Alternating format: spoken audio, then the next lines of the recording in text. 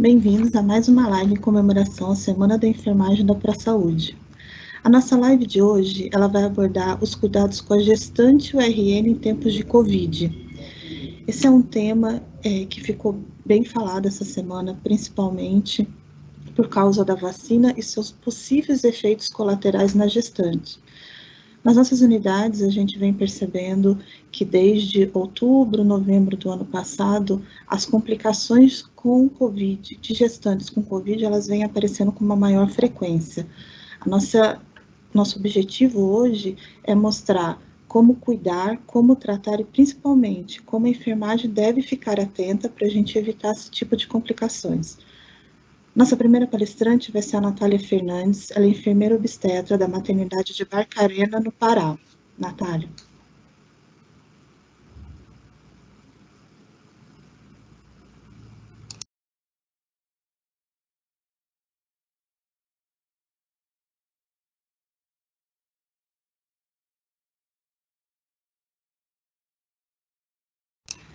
Natália, seu áudio está fechado.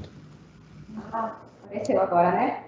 Boa tarde, eu sou a enfermeira Natália Cunha, enfermeira obstetra, aqui do Hospital Materno de Barcarena, doutora Ana Turan. Tá certo?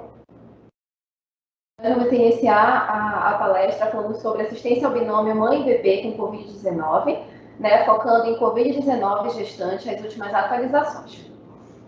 Eu gostaria de iniciar um pouco falando como o hospital ele se adequou para esse momento de pandemia para atender essas pacientes, né, no momento que elas são admitidas aqui, para atender, né, principalmente as boas práticas de assistência ao parto.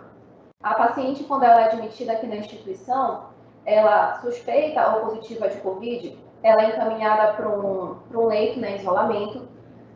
Todas essas pacientes elas são testadas para Covid. A partir desse momento, ela vai ser avaliada por um médico obstetra, que vai definir conduta para essa paciente. Se ela vai necessitar internar por algum problema obstétrico, se ela vai precisar passar por um atendimento para ir para a sala de parto, se ela vai precisar ser admitida numa UTI, tá certo? Caso ela precise voltar para casa, ela vai continuar em isolamento, né, por 14 dias, e se precisar, ela vai retornar para a nossa unidade, tá certo? O hospital fez de tudo para se adequar da melhor forma possível para atender essas pacientes. E eu vou iniciar agora a apresentação, tá bom? Então, o Ministério da Saúde do Brasil incluiu no grupo de risco para a Covid-19 grávidas em qualquer idade gestacional, puérperas, até 42 dias após o parto. O que a gente vem vendo agora é um alarmante aumento da morte materna por Covid-19 no Brasil, certo? Nós atingimos a maior taxa do mundo de morte materna, tá certo? A gente chegou ao marco de mais de 500 mortes maternas, agora no início de 2021, até as últimas semanas. Nós estamos numa média móvel de mais ou menos de 3 mortes dias, contabilizadas até agora as últimas semanas, tá certo? Já ultrapassou o número de mortes do ano passado, né, que foi de aproximadamente um pouco mais de 400 mortes do início da pandemia no ano de 2020, tá? Tá mais que evidente que a gravidez, as alterações da gravidez fisiológicas e anatômicas são complicantes para o desenvolvimento de Covid-19. Nós temos estudos recentes, estudos brasileiros, publicados em revistas internacionais, que mostram que a gestação é sim um complicador para o Covid-19, para essa paciente desenvolver a forma grave, né, e infelizmente evoluir para um óbito materno, tá certo? Então, a paciente com Covid-19, ela tem mais chances de admissões em UTIs, internações, né, possivelmente ser entubadas e procedimentos mais invasivos. O que a gente imagina é que gestantes com comorbidades podem ser mais atingidas, né, pela morte materna. E o que, na verdade, a gente tem são dados que 60% das gestantes que evoluíram para óbito materno foram gestantes saudáveis, tá certo? Então, gestantes com Covid-19 sintomáticas têm risco de mais de 50% de parto prematuro, principalmente nascimentos iatrogênicos. O que acontece? Não é que o Covid-19 ele faça a paciente entrar em trabalho de parto prematuro. É que a paciente com Covid-19 grave, né, ela tem uma cascata infecciosa muito grande, né? O processo infeccioso é grave. Então, infelizmente, para que isso não evolua, nós precisamos interromper a gestação, tá certo? E com isso, acontecem muito partos, nascimentos iatrogênicos.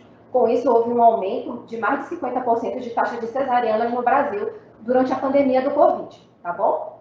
Atualmente existem evidências crescentes de que as gestantes podem estar com risco aumentado de doença grave por Covid-19 em comparação às mulheres não grávidas, particularmente no terceiro trimestre. Então, falando um pouco sobre a questão de antes do parto e do pós-parto. As gestantes elas devem ser sim estimuladas a continuar o seu pré-natal de rotina. O ambiente onde essa paciente ela vai realizar seu pré-natal tem que se adequar para prestar o melhor atendimento e um ambiente seguro para essa paciente. Caso essa paciente ela seja suspeita ou positiva de Covid, ela deve se manter em isolamento por 14 dias, sendo monitorada, né? Ela deve ser avaliada, os profissionais devem entrar em contato com essa paciente para ficar avaliando essa paciente, tá certo? Porque a gente precisa dessa avaliação de perto, tanto da mãe quanto do bebê, tá bom?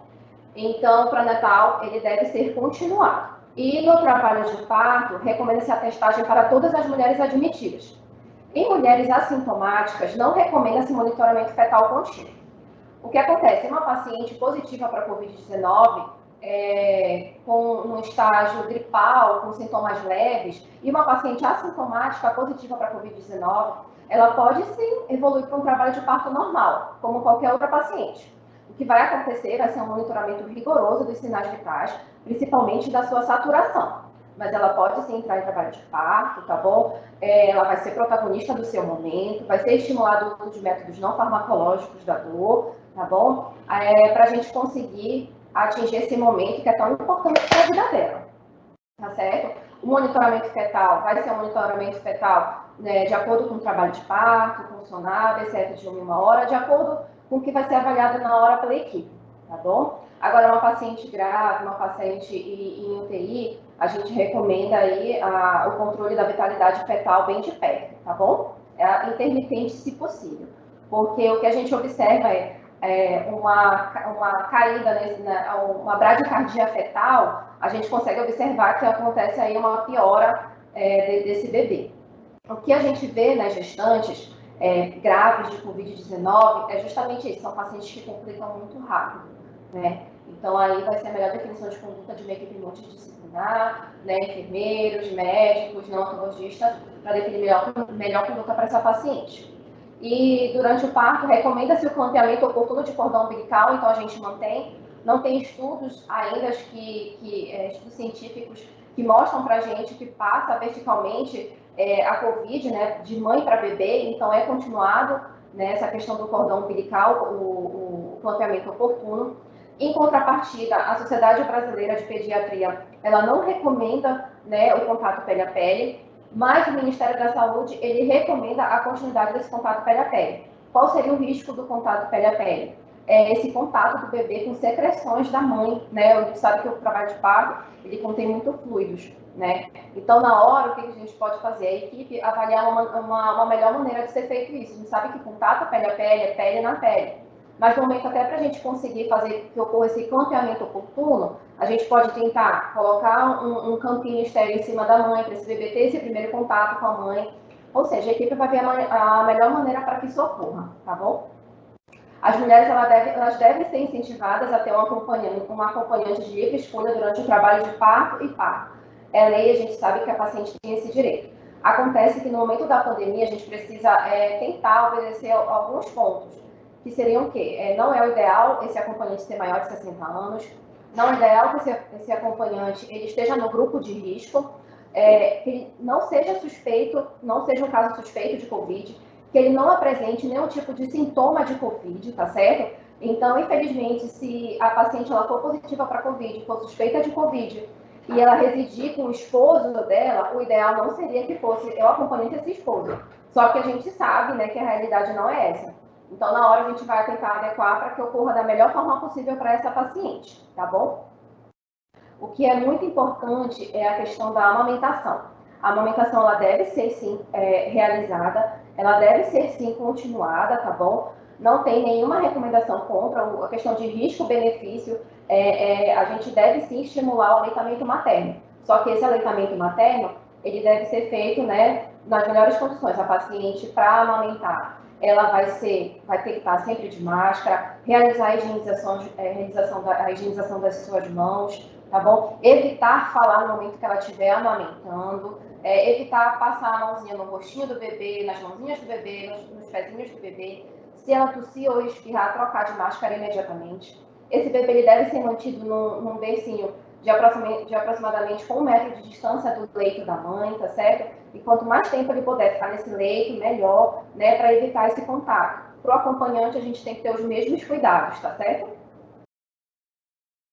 Então, até o momento, não há nenhum tratamento comprovadamente eficaz para a Covid-19 ou que seja específico para gestantes, tá certo? A gente deve levar em consideração os diagnósticos diferenciais pertinentes ao caso e o adequado manejo clínico, ou seja, a gente vai tratar na hora os sintomas, tá bom?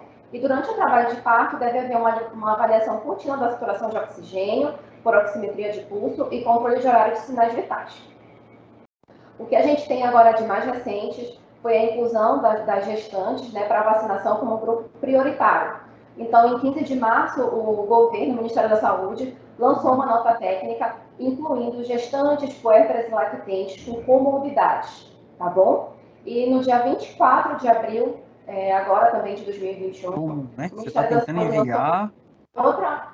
O Ministério da Saúde lançou outra nota técnica, onde ele incluiu todas as gestantes, puérperas e lactentes, né, como grupo prioritário de vacinação. E o que aconteceu agora, segunda-feira, dia 10 do 5? A Anvisa lançou uma nota no seu site oficial, dia 10, mais ou menos à noite, recomendando, né, que os municípios e os estados suspendessem a administração da vacina AstraZeneca para gestantes, devido, infelizmente, ter ocorrido um óbito materno e fetal e que está sendo estudado se foi ligado à vacina, tá certo? É tudo muito recente, é tudo muito novo. Então, a Anvisa, né, por medida de precaução, estimulou os estados e os municípios a descontinuar a administração dessa vacina, tá? E ontem eles soltaram, né, uma nota técnica no seu site oficial, reforçando essa medida, tá bom? E no dia 10 também, o Ministério da Saúde, o Brasil recebeu um lote de uma nova vacina da Pfizer, né, do laboratório Biotech, né? Então, agora, no momento, no Brasil, nós temos 3 vacinas disponíveis, mas para gestantes serão administradas as vacinas do Coronavac e essa da Pfizer. Aqui, no município de Belém, a partir de hoje, as gestantes vão se vacinar exclusivamente com essa vacina da Pfizer. Então, a gente tem 2 vacinas para gestantes no momento no Brasil, né, que é a Coronavac e a Pfizer. As 2 são administradas em 2 doses, né, intramuscular. A Coronavac com meio ml e a Pfizer com 0,3 ml. Né? A Coronavac são 2 doses, o intervalo entre uma dose e outra é de 2 a 4 semanas, pelo menos. E a da Pfizer, eles indicam 21 dias de intervalo entre uma dose e outra. Tá certo? Muito obrigada a todos pela atenção.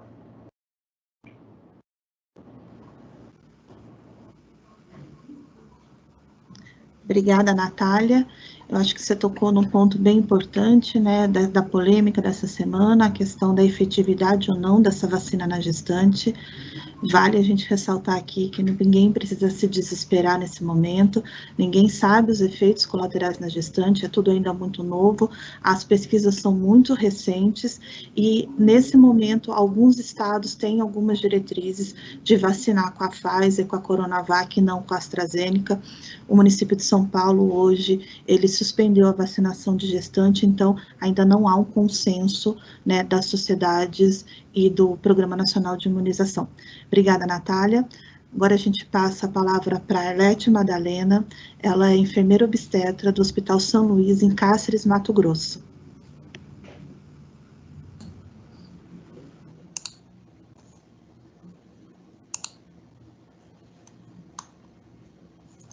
Ainda achei.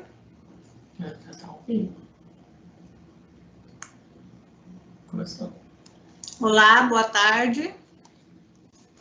Meu nome é Arlete, sou enfermeira obstetra do Hospital São Luís, do Cáceres, Mato Grosso. Oi, Arlete. Oi. Só um minutinho. Não está em tela cheia. Você coloca em tela cheia para a gente, por favor? Não posso. Apresentação. Ok. Aqui, canal, apresentação. Foi. Não. Um pouquinho.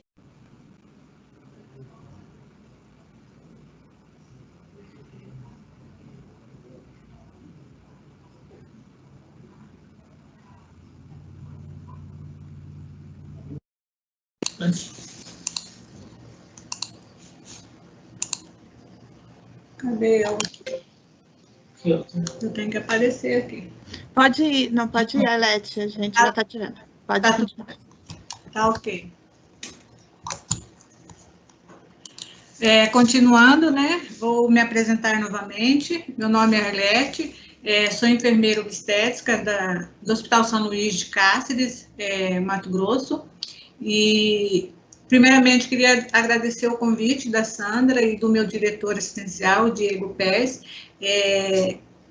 que eu achei muito importante, até para estar divulgando o nosso trabalho dentro da nossa unidade, e estar falando de um assunto, explanando um assunto que já tem mais de ano e que ainda a gente observa que ainda tem muitas dúvidas quanto a condutas com as nossas gestantes e com nossos RN. Então, hoje eu tenho essa oportunidade de estar divulgando, né, essas informações e multiplicar mesmo essas informações, porque o que a gente percebe é que alguns dos desfechos desfavoráveis são referentes à falta de informação mesmo.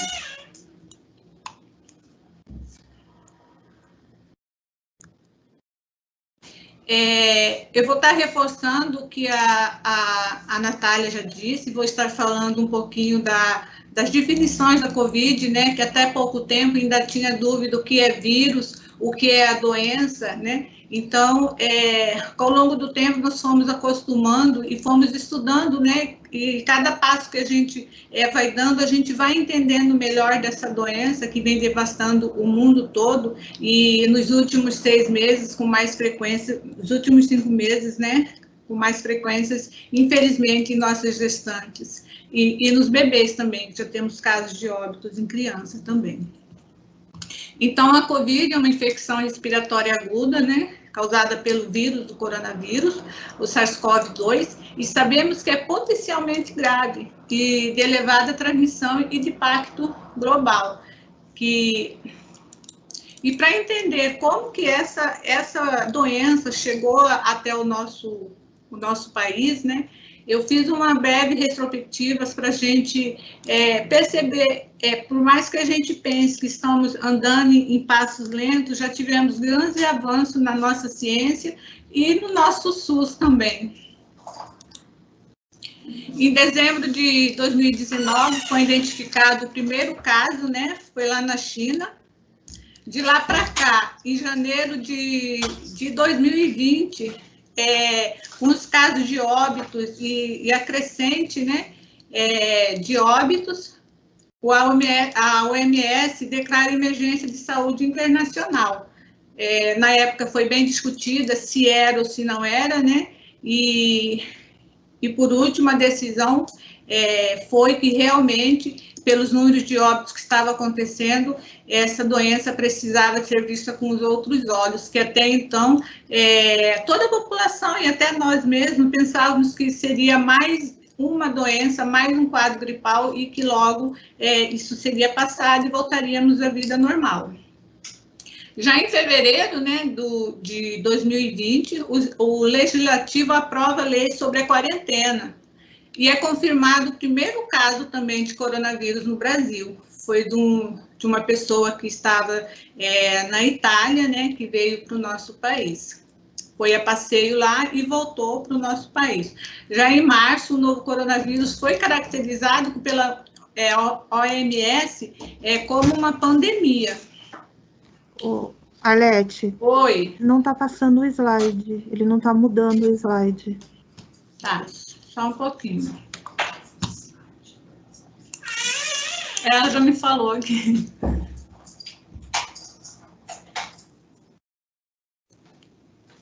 Estou aqui.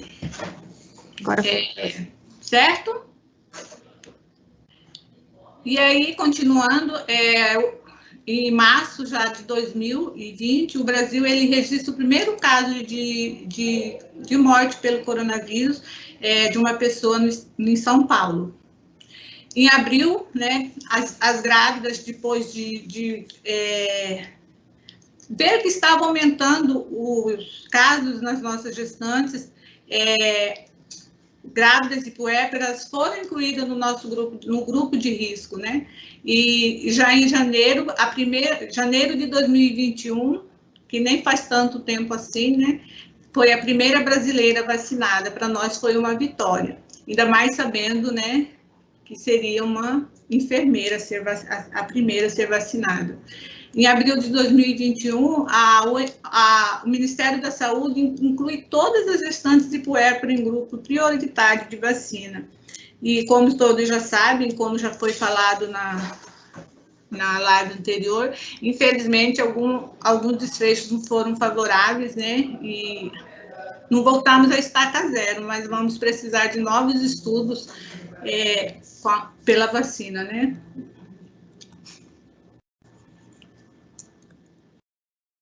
E o que acontece? Por que as nossas gestantes elas foram caracterizadas como o grupo de risco, né?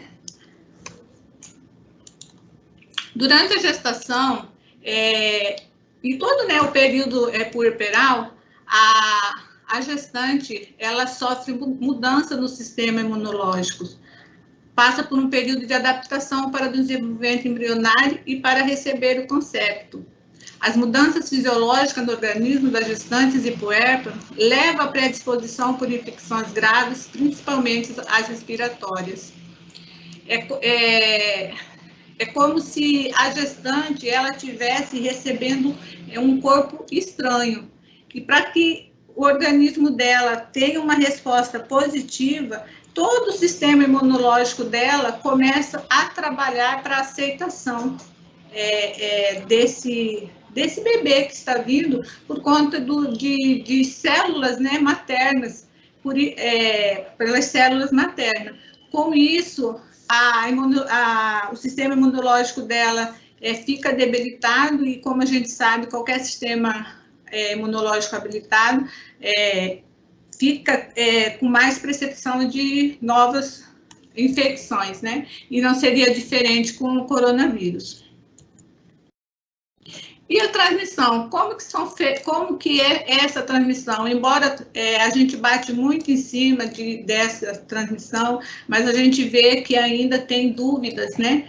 Então, só para a gente relembrar, seria por espirro, por tosse, catarro, gotículas de saliva, contato com objetos e superfícies contaminadas e contato físico com pessoas infectadas.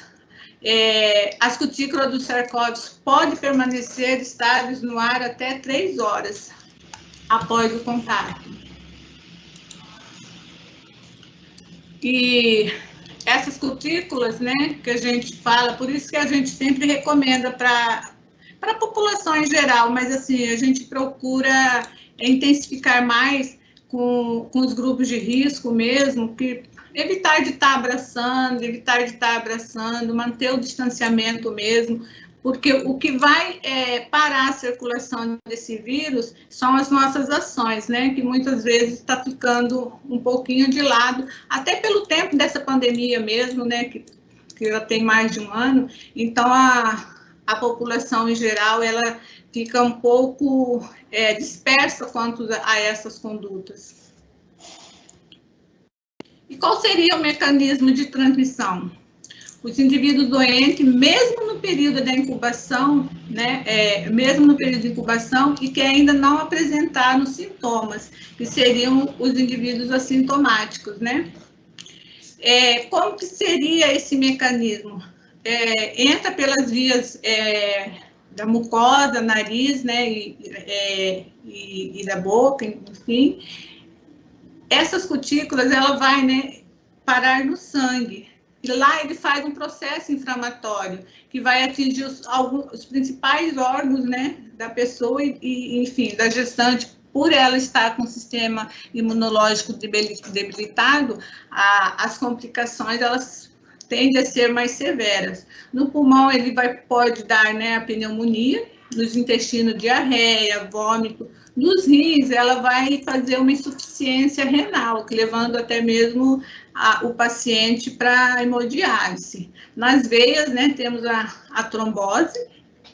E no cérebro, cefaleia, né, tontura, anosmia. Então, ela E fora os outros órgãos que o vírus atinge.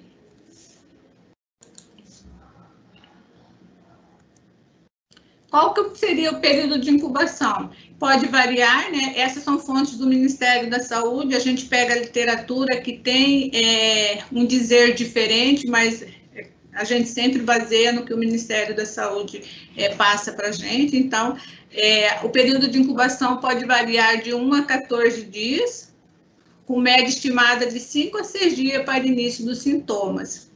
Então, o importante é quando uma pessoa relatar para você tal sintoma, você verificar mesmo se ele só tem esse período mesmo de sintomas, porque a gente pega, assim, paciente que chega até nós e fala que tem tal X de sintomas, e na realidade não é. Se você for contar certinho os dias que a pessoa fala, estaríamos saindo fora do que o Ministério, que qualquer literatura fala para a gente.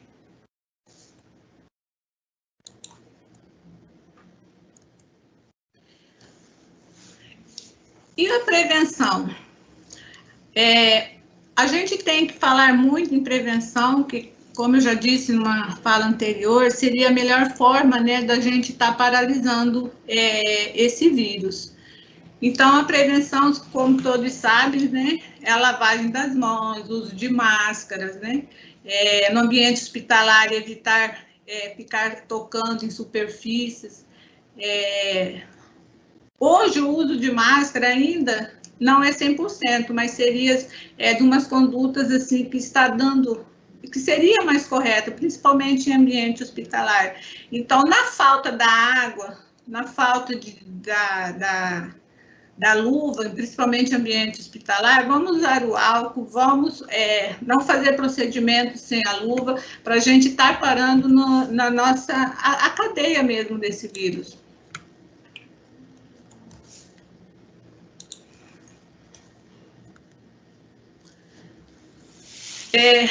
Como a gestante é um grupo de risco, né, e eu digo de alto risco mesmo, até pelo histórico que a gente vem coletando e pelo sistema imunológico, como eu disse anterior, as internações, elas tiveram um aumento, principalmente nesse início de ano, né? E com essas internações, elas têm mais chance de ir para uma UTI e precisar de uma intubação. O que levam, a gente observa, o que mais leva essas pacientes, não é que as que não têm comorbidade não vão poder parar numa UTI, numa internação, mas a estatística mostra que a obesidade, a hipertensão e a diabetes, e assim como a cardiopatia, tem um índice maior de gestantes e internadas pela Covid-19. Os dados epidemiológicos do Observatório Obstétrico, essa coleta eu fiz dia 30/4, então eu digo que seria uma coleta recente. Os óbitos entre gestantes e puérperas, em 2020, eles tiveram uma crescente estrondosa, de 10 óbitos semanais.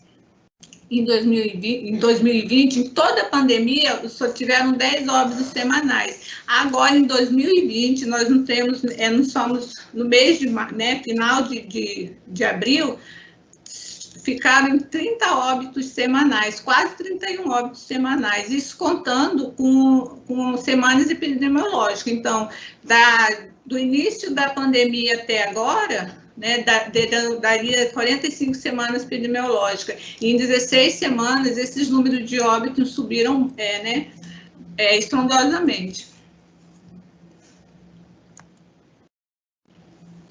Esses são outros dados de um boletim nacional, que foi coletado dia 29 de abril, também fala assim dessas 16 semanas. Então, até essa data, foram notificados 654.225 pessoas. Então, dessas, 5.401 eram gestantes. Foram confirmadas 3.378 como Covid positivo, né? outras eram por influenza, outros vírus respiratórios e outros agentes etiológicos. E 1.301 pela síndrome respiratória aguda não específica. E ainda tinha em investigação 957. Dados também nacional mostra pela faixa etária qual é o perfil dessas gestantes que estão sendo internadas, que estão indo a óbito pela Covid. Então, observou que de 30 a 39 anos, que desconfigurou aqui, se vocês perceberem, só um pouquinho.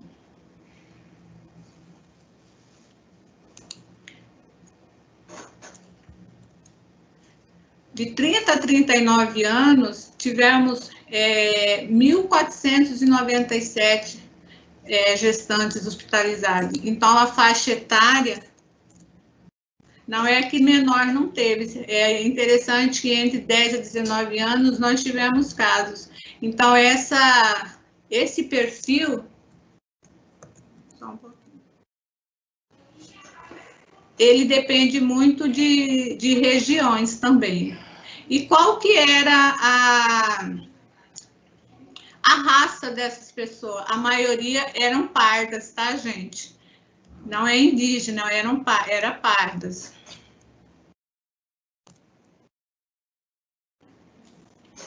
E a idade gestacional, né? Seria no terceiro trimestre, como outros, mas se você for investigar desde o primeiro semestre, esse índice de internações e de óbitos maternos tem aumentado. E falando em óbito, consequentemente, aqui, as que internaram, né, com essa faixa etária, são as que foram a óbito, que seriam as de 30 a 39, a cor seria a parda mesmo, e seria o óbito no terceiro trimestre mesmo de gestação.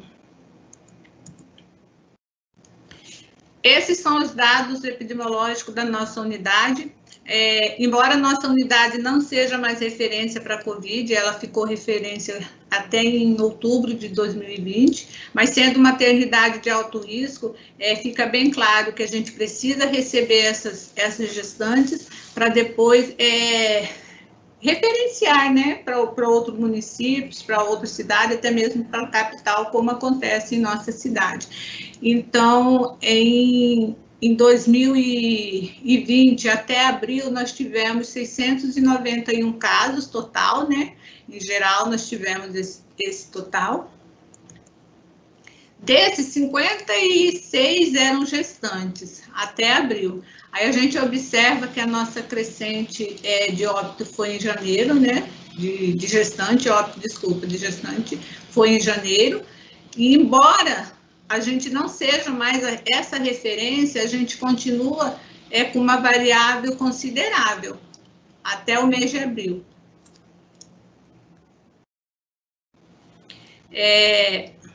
Como que se fecharam esses casos, né?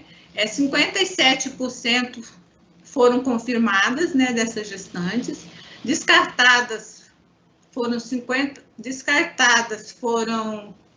confirmadas foram 57,14, descartada 41,7, em análise ainda temos uma gestante.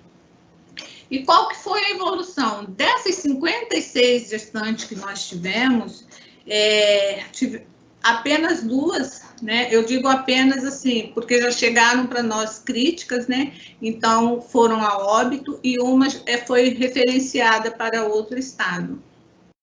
Para outro estado, não, para outro município. E quais são os fatores de risco para essas gestantes, né? Eu coloquei só alguns que foram observados em nossa unidade, mas a gente percebe que tem muitos outros fatores, inclusive a hipertensão, né? Então, para a gestante, o aborto espontâneo vem ocorrendo bastante, a ruptura prematura das membranas também, o trabalho de parto prematuro. Hoje nós assim, nós temos históricos de gestante de 29 semanas com Covid, entrando em trabalho de parto e óbito materno mesmo. E para o feto, qual seria esse grupo de risco? São partos prematuros, né? Restrição de crescimento intrauterina, sofrimento fetal agudo, asfixia neonatal, natimortos, né? E o óbito infantil. A gente observa que esses desfechos, como eu já tinha falado lá no início, seria mesmo por falta de informação, por falta de acolhimento nas unidades, por falta de busca ativa dessas gestantes para estar fazendo um pré-natal, porque muitos deixaram de ir, até mesmo com medo de pegar a doença, ou por falta de profissional mesmo na unidade para estar fazendo esse pré-natal. Mas em nenhum momento esse pré-natal foi suspenso. É de suma importância para a gestante realizar esse pré-natal. O Ministério fala que no mínimo tem que ser 6 consultas. Então, os desfechos favoráveis, além da falta de informação, seria mesmo pela falta do pré-natal. Então, o que até hoje vem nos mostrando, caso esteja com sintomas leves, a consulta de pré-natal ou a realização de exames poderão ser adiados até 14 dias, mas jamais ele poderá ser suspenso e deverá ser realizado em isolamento domiciliar. Caso essa gestante não puder ir à unidade fazer esse pré-natal, ou até mesmo dentro desse prazo ela tiver alguma intercorrência, a sua unidade ela precisa ser acionada e precisa da assistência domiciliar. Se durante esse período precisar, né, consultar, observe as medidas de precaução e seu atendimento deverá ser em área isolada dos demais pacientes. Isso se ela tiver sintomas leves, tá? Se for sintomas moderados, ela tem que permanecer em casa e a unidade e a sua busca mesmo. Qual que seria a nossa assistência no trabalho de parto e parto, né? A Natália já falou um pouquinho sobre isso, né? Deve permanecer no mínimo de pessoas possíveis, bem como a escolha da acompanhante da gestante tem que ser garantido, né, nesse trabalho de parto e parto. Em paciente suspeito ou confirmado, é recomendada a vigilância dos sinais vitais maternos e fetais, né? Que essa vigilância seja regular, porque dentro desse período, embora ela não apresente nenhum esforço respiratório, nenhuma taquicardia, essa gestação ela pode evoluir negativamente, até por um descolamento de placenta mesmo. Em relação a métodos não farmacológicos para alívio da dor, ele permanece com indicação, tá? São ofertados desde que forma individual. Se tem um espaço para deixar essa gestante individualizada, para que esse trabalho continue, seu parto seja o mais humanizado possível, então os métodos farmacológicos eles precisam estar ativos, eles precisam ser falado para essa gestante, ser mostrado como é que faz, e não é porque ela está com esta doença que a gente vai deixar de dar essa assistência adequada nesse período tão importante da gestação. A via de parto, né, deve ser indicada de acordo com cada médico, com cada caso clínico da gestante, considerando o melhor para a mãe e o bebê. O parto vaginal permanece como a melhor escolha, até pela recuperação mesmo da gestante, pelos dias de internação que essa paciente vai ficar na unidade. Quanto mais rápido ela recuperar, mais rápido ela vai para casa e menos riscos de contaminar e contaminar o seu bebê, que provavelmente não vai estar contaminado, se tiver, melhor vai ser para ela também. Mulheres com Covid-19 que submetem a parte cesárea têm 13% de chance de admissão em unidade de terapia intensiva. Então, seria mais pelo nível de sangue que a paciente perde, pelo nível de medicamento, e como ela já está debilitada pela doença, uma cirurgia nessa circunstância vai ter um desfecho desfavorável também. Cuidados com recém-nascido, eu fiz só um apanhado, porque vamos falar mais um pouco sobre isso, né? O grampeamento do cordão umbilical deve ser em tempo oportuno, se o recém-nascido apresentar boa vitalidade, tá? Se tiver bom tônus, se tiver ativo, não tem por que fazer esse grampeamento antecipado, tá? Precocemente. O recém-nascido de mãe com infecção confirmada é considerado suspeito e deve ser isolado de outros bebês. Toda mãe que for confirmada, embora assim, nenhuma pesquisa comprova que essa transmissão pode ser uma transmissão vertical, que todos os estudos, todos os achados ainda não foi fechado, né, quanto ao nível de transmissão vertical. Esse bebê tem que manter até que a mãe seja feita os exames ou se recupere do quadro que ela se encontra. Manter o isolamento temporamento e o isolamento da mãe, ou seja, esse bebê ele não vai ter esse contato pele a pele de imediato, a não ser que a mãe prefira, nesse caso, ela tem que ser comunicado dos riscos que o seu bebê está correndo, tá? De ser contaminado. É isso, gente. Essas são as minhas referências. Obrigado pela oportunidade. Queria parabenizar todos os nossos colegas na data de hoje, da área de saúde, né, que é uma data para nós muito significante, por tudo que a gente vem passando já ao longo desse um ano e pouco dessa pandemia. E a gente segue firme, segue com esperança que dias melhores virão. E se depender de nós, se depender da nossa enfermagem, a gente vai conseguir esse sucesso e continuar com a nossa vida normal, né? Porque esse novo normal está sendo difícil, não só para nós, mas para todos. Obrigada. É com você, Sandra.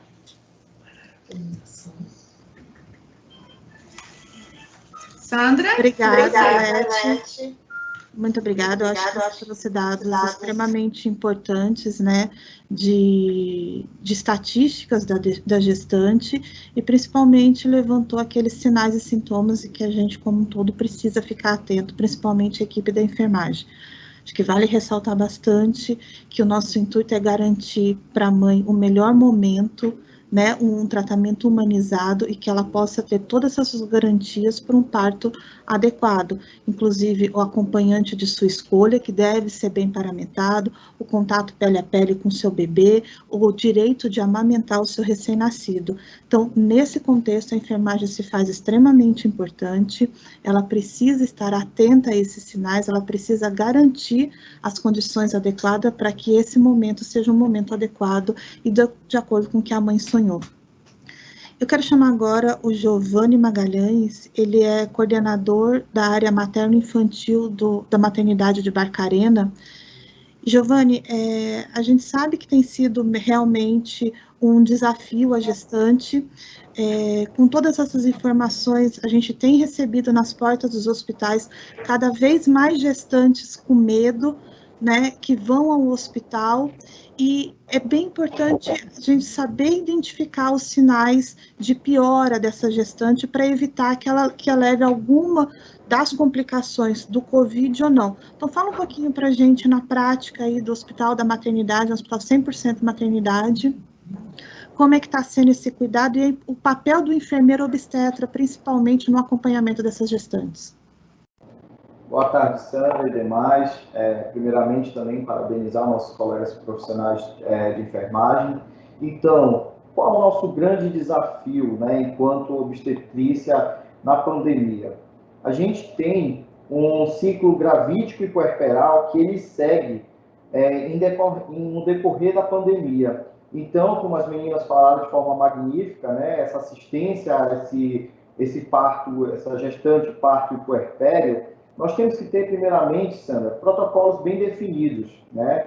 Ter uma comissão, uma comissão multiprofissional, inclusive com relação ao que você falou, a abordagem dessa paciente para que ela se sinta segura, né? Se sinta segura enquanto a sua assistência. E que a gente possa ter fluxos direcionados para cada patologia. Dentro desse ciclo gravídico puerperal, nós continuamos com as complicações do parto, né? Nós temos ainda as comorbidades, as doenças de base e as mudanças fisiológicas que isso pode acarretar nessas pioras dessas gestantes ou em prognósticos que não são bons, né, para o decorrer dessa gestante. Isso as meninas puderam falar. Então, quando a gente fala em protocolos bem definidos, Sandra, desde a classificação de risco, né, você tem que ter um fluxo desde a classificação de risco, onde vai ser feita a triagem dessa mulher, tem que ter um local adequado, com pessoas treinadas, uma equipe treinada, e nós temos dois cenários aí, Sandra. Nós temos o cenário da infecção pelo Covid e nós temos o cenário obstétrico. Então, é muito importante esse fluxo definido para saber o que iremos fazer. Se essa paciente ela tem indicação de resolução obstétrica, a gente vai ter que seguir um fluxo de internação e de resolução pela melhor via de parto, seja ela cesárea ou parto normal. Como a colega já falou, temos o parto normal como indicação ainda, né? Porém, de acordo com a gravidade, nós devemos seguir o fluxo cirúrgico. Porém, devemos lembrar que é uma complicação respiratória e com o fluxo cirúrgico, devido à questão anestésica, podemos ter complicações. Então, mais uma vez, reforço que o segmento desse parto normal é muito importante.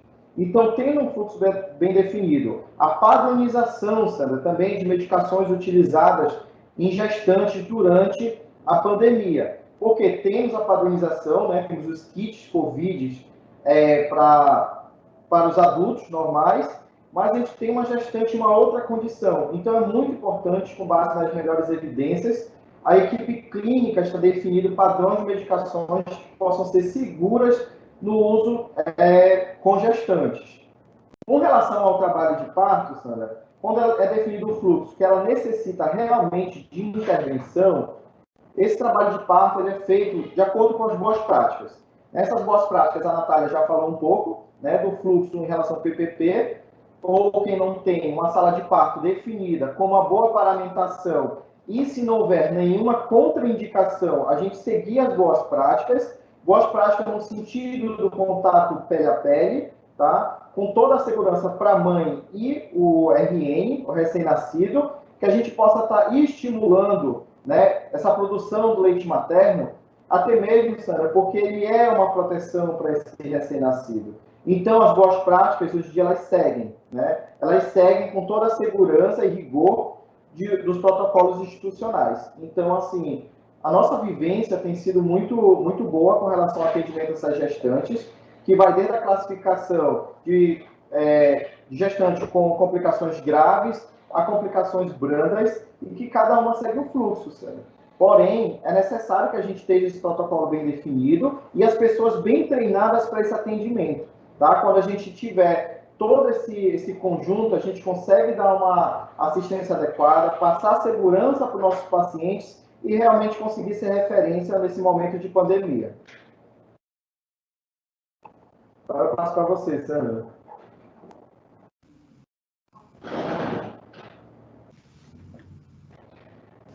Obrigada, Giovanni. Agora a gente vai conversar com a Maria Ednaia. Ela é supervisora da UTI neonatal do Hospital Regional do Baixo Amazonas, lá em Santarém, no Pará. É um hospital certificado ANA 3. Ela vai falar um pouquinho para a gente do cuidado do RN em Covid em UTI neonatal.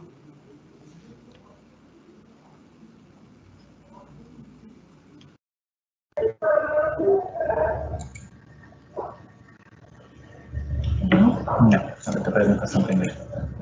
Copinha. Agora volta lá, né?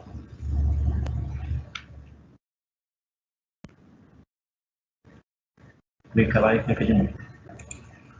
Vai falando, né? Boa tarde a todos. Clica lá. Aqui? Aqui. Em cima. Isso. Deixa eu fazer. Boa tarde a todos. Está me ouvindo, Sandra? Estou te ouvindo, sim. Sou enfermeira Ednaia, né? Sou especialista em unidade de terapia intensiva e gestão estratégica. Trabalho na ProSaúde desde 2007. Estou há 2 anos à frente da supervisão da UTI neonatal do Hospital Regional do Baixo Amazonas, Quero aqui agradecer o convite, né, por estar participando da programação da Semana da Enfermagem, em especial hoje, que é o Dia do Enfermeiro, né? Veio com um tema muito lindo, né? A história de sua luta e a superação, a estratégia da enfermagem na pandemia e o seu legado, né, assistencial de norte a sul do Brasil. Desde já parabenizo, né, os colegas da enfermagem, são artistas, né, que estão desenvolvendo um papel fundamental no combate à pandemia, né, história de luta, de bravura e amor. Vou falar um pouco aqui do Hospital Regional do Baixo Amazonas, né, é um hospital reconhecido, né, foi recertificado, né, agora em janeiro, ONA 3, né, é 100% SUS. Ele faz uma atuação em 30 municípios do Baixo Amazonas, Timbu e Tapajós. O hospital regional ele está sediado na cidade de Santarém, no estado do Pará, na região do Tapajós. A UTI neonatal do Hospital Regional, desde 2008, vem prestando uma assistência à população do estado do Pará. Desde então, já atendeu em torno de 2.584 neonatos. Temos uma missão de prestar uma assistência e terapia intensiva aos usuários do SUS com excelência e segurança, comprometida com a humanização, respeitando os princípios éticos. Nossa capacidade instalada são 19 leitos. Desses 3 leitos, nós reservamos para atendimento da Covid-19. Nosso perfil de maior prevalência é prematuridade, seguido de sepse e malformação congênita. Nossa equipe composta por 82 colaboradores. Eu vou abordar um tema muito pertinente nesse período do qual nós estamos vivendo, né, que são as boas práticas no cuidado ao recém-nascido na UTI neonatal em tempos da Covid-19. Sabemos que o número de neonatos infectados, ele é bem menor quando nós comparamos com o número de pacientes adultos infectados. Mas para isso nós trabalhamos em mitigação de risco, né? E, então, acho muito importante falar das boas práticas que nós implementamos na UTI do Hospital Regional do Baixo Amazonas, na UTI neonatal. Para a gente implementar essas boas práticas no enfrentamento à Covid, nós envolvemos a estrutura física, né, a gestão de pessoas, a gestão de projeto e os processos de humanização. E qual foi o resultado dessa implementação, dessa mudança que ocorreram durante esse período do qual nós estamos vivendo? Na estrutura física, nós reorganizamos, né, nós tínhamos um espaço que funcionava como a UCI. Pegamos esses 3 leitos e colocamos somente nesse espaço que ele ficou isolado e exclusivo somente para atendimento dos pacientes da Covid-19. Com isso, nós tivemos menos exposição de outros pacientes, assim como a equipe também. Em relação à gestão de pessoas, nós investimos muito quanto à capacitação da equipe, porque nós tivemos um grande cuidado, desde o início, uma certa preocupação, né? Como que nós íamos receber esse paciente de forma segura. E tanto o neonato, quanto a equipe, de que forma nós íamos fazer. Então, nós passamos a investir muito em relação aos treinamentos. Nós estruturamos uma sala para os treinamentos ocorrerem. Também foi feito vídeo, né, desses treinamentos. Nós colocamos em todos os computadores dentro da UTI para os profissionais, né, ficarem assistindo, assim como a prática da higienização, né? Nós abordamos muito fortemente a questão da paramentação e da desparamentação, o manejo do paciente, né, na hora da admissão, a assistência prestada, como era que ia acontecer. Nós formulamos protocolos, né, protocolos, e treinamos toda a equipe, pegamos uma equipe 100% treinada, assim como a intubação, e dentre outros treinamentos que ocorreram até hoje, que a gente vem vendo a necessidade e a gente vai treinando. Então, hoje a gente tem uma equipe capacitada, uma equipe treinada para receber esses pacientes, né, da Covid-19. Então, a nossa equipe toda, ela está pronta para receber esse tipo de paciente. Em relação à gestão de processos, nós implementamos a investigação de campo, né, que são um questionário, que ele tem sinais e sintomas gripais, né. No início do plantão, o enfermeiro, no momento do briefing, ele já faz, né, a triagem dos colaboradores. Caso ocorra de um colaborador ser suspeito, né, ele é seguido, ele na verdade, ele vai para a gente segue o fluxo do atendimento do colaborador, é feito o agendamento, né, da consulta com o infecto, e esse colaborador, ele só retorna para o setor depois que a infectologista libera ele. Paralelo a isso, nós damos continuidade também à aplicação desse questionário com os familiares, com o visitante, com o pai e a mãe, né? Nós temos uma técnica de enfermagem exclusiva, que ela faz a aplicação deste questionário, ela já faz a aferição da temperatura. Após isso, ela entrega um kit para essa mãe, com máscara, com bata, com touca. Mas caso seja que essa mãe seja suspeita, ela faz toda a orientação quanto ao isolamento e quanto também a procurar um centro de referência que esteja atendendo a Covid-19. Passamos também a admitir pacientes com o protocolo da Covid, né? Nossos pacientes hoje admitidos, eles já estão vindo com teste de antígeno.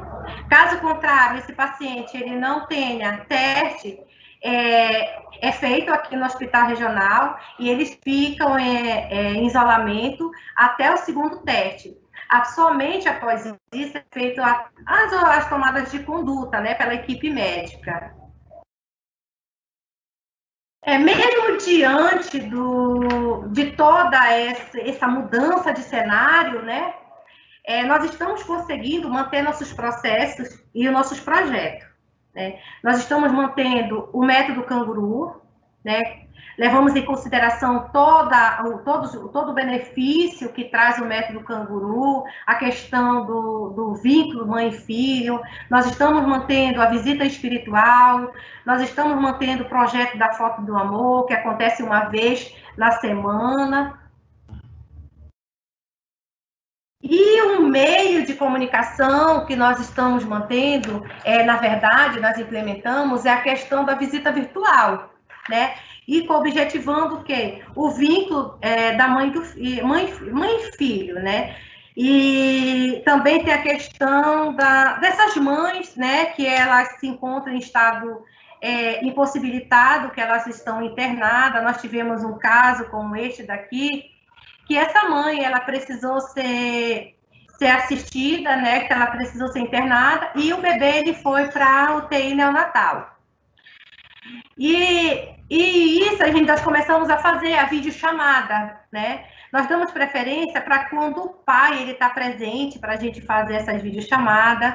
Na ausência que esse pai esteja impossibilitado de participar, por ele estar suspeito, ele estar de isolamento, quem faz é o enfermeiro, né? O enfermeiro, ele faz a videochamada, ele mostra toda a parte ali onde o bebê está acomodado, o rostinho do bebê. Objetivamos, através disso, que traga mais, assim, diminui a ansiedade dessa mãe, que essa mãe fique menos preocupada, porque ela não teve a oportunidade ainda de ver o rostinho desse bebê, né? Então, a gente teve relatos agora recente que esse bebê, a chamada virtual, né, essa chamada de vídeo, ajudou muito ela na recuperação. E é isso que a gente quer, é isso que a gente está procurando, né? A gente está tentando fazer da melhor forma humanizada possível que esse familiar mantenha esse vínculo. E isso está acontecendo de forma positiva. né? E nós já adotamos, a gente já está fazendo em todos as internações que essas mães ficam, e também, né, nos casos das mães que elas estão em isolamento, em caso suspeito, a gente faz também a videochamada, né, e a gente passa o boletim por telefone. Quanto ao aleitamento materno, nós temos uma sala de leite materno para a ordenha, né, e nós estamos conseguindo manter o aleitamento materno e também a ordenha, garantindo desta forma o quê? O aleitamento materno, né? E nós acompanhamos através de gráfico, as práticas que nós colocamos foi a questão do distanciamento, né? E também nós começamos a dimensionar as mães por horário, para que evite a aglomeração no momento que elas estiverem coletando. Isso está sendo positivo, nós estamos conseguindo garantir que o aleitamento materno para esse bebê. Em relação a números, né? Até o momento, foram notificados 16 casos aqui no Hospital Regional. 4 casos foram, desses 16, 4 foram positivos.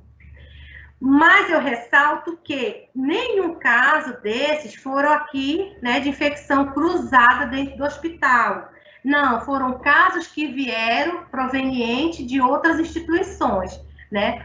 Então, isso nós relacionamos a um resultado positivo, porque a ausência de infecção cruzada, né, nós não tivemos nenhum registro em relação que o bebê foi contaminado dentro da nossa UTI. E os nossos resultados, de todas as práticas que nós já implementamos dentro do nosso setor, está sendo positivo. Nós estamos conseguindo reduzir as IRAs, né? Em 2020, nós fechamos com 3,66, né? Em 2020. Então, foi um resultado muito positivo, assim como a densidade de infecção da corrente sanguínea relacionada à catéter venoso central, que nós estamos há 7 meses sem nenhum caso, sem nenhum registro. Então, isso a gente relaciona com as boas práticas que nós instalamos, que nós mudamos dentro da UTI neonatal, como a gente pode ver através da taxa de mortalidade corrigida, que é o nosso indicador de qualidade, ele vem se mantendo muito abaixo, né? Nós fechamos com 0,20 em 2020, então isso é muito positivo para dentro do setor.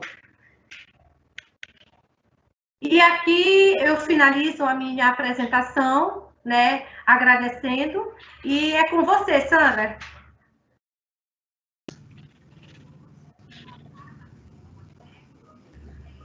Obrigada, Edinaya. Bem importante a sua apresentação.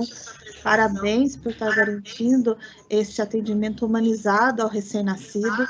O Covid ele ainda é muito novo, faltam estudos, como a gente vem falando, mas é importante a gente não perder, não deixar a mãe perder esse vínculo com o recém-nascido dela, e que muitas vezes ela, doente também, está numa UTI e não tem contato.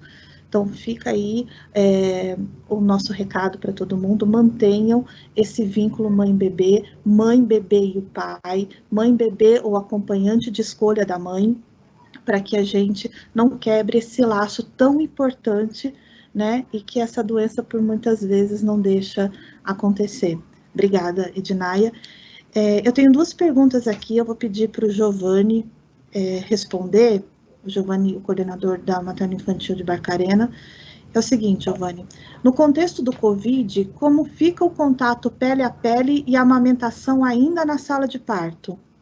E a outra pergunta, ela diz respeito ao plano de parto, né? Quais as orientações que pode ser dada à mulher, considerando todas essas mudanças? Então, acho que se complementa. Vamos começar falando se muda alguma coisa no plano de parto. Aquela gestante que tinha um sonho de ter o parto dela humanizado, o parto na água, estou vendo aí que você está num quarto PPP com a banheira. Então, o que muda na questão da gestante Covid, nesse sonho do parto humanizado e do sonho dela, daquela hora de ouro do bebê, do contato pele a pele e da amamentação ainda na sala de parto? Vamos lá, Sandra. Então, vamos falar sobre a questão do plano de parto, né? O plano de parto dessa mulher, ele vai ser definido de acordo com o risco né? O risco e gravidade da continuidade dessa assistência.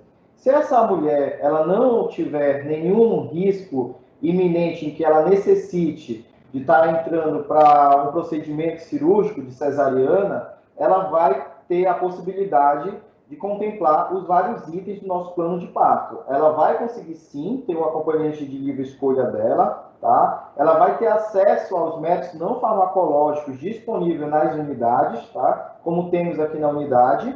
Ela vai poder escolher a sua posição de parto, né? Havendo assim menos complicações, dando autonomia para que ela consiga ter esse parto, e a gente não vai ter tanta alteração assim com relação ao plano de parto dela. Logicamente, após uma avaliação da equipe multiprofissional. Não tendo qualquer restrição, Sandra, a gente segue com um plano de parto que a gente fala não só humanizado, mas sim empático, né? Através da empatia e também das boas práticas preconizadas pelo Ministério da Saúde.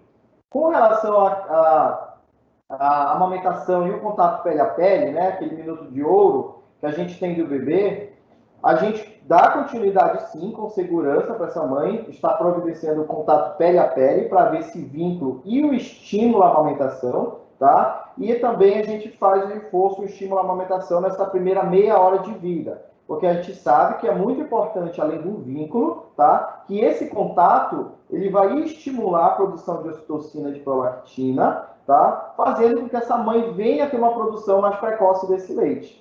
Então, essas são as nossas recomendações enquanto a plano de parto e ao segmento desse minuto de ouro. Obrigado, Sandra. Obrigada, Giovanni. Quero agradecer a Ednaia, a Arlete, o Giovanni, a Natália. E acho que a gente quer deixar alguns recadinhos aqui. Para você que é mamãe, não deixe de fazer o seu pré-natal, não tenha medo de sair. O pré-natal é extremamente importante para se identificar precocemente qualquer alteração com você ou com seu bebê. Para você que é mulher e está planejando ter um bebê, de acordo com orientações da Organização Mundial de Saúde, se puder, adie um pouco o sonho da maternidade, principalmente nesse momento. Se não puder, siga as orientações do seu obstetra, da sua enfermeira obstetra, faça o pré-natal e os exames. E a equipe assistencial dos hospitais, principalmente enfermeiros obstetras, técnicos de enfermagem de maternidade, fiquem atentos aos sinais e sintomas dessa gestante, valorizem cada fala dela e se preocupem em manter um atendimento humanizado para a gestante e para o RN. Muito obrigada pela participação de todo mundo. Nós retornamos segunda-feira com outra live às 15 horas falando sobre os riscos de infecção dentro dessa pandemia de Covid. Obrigada.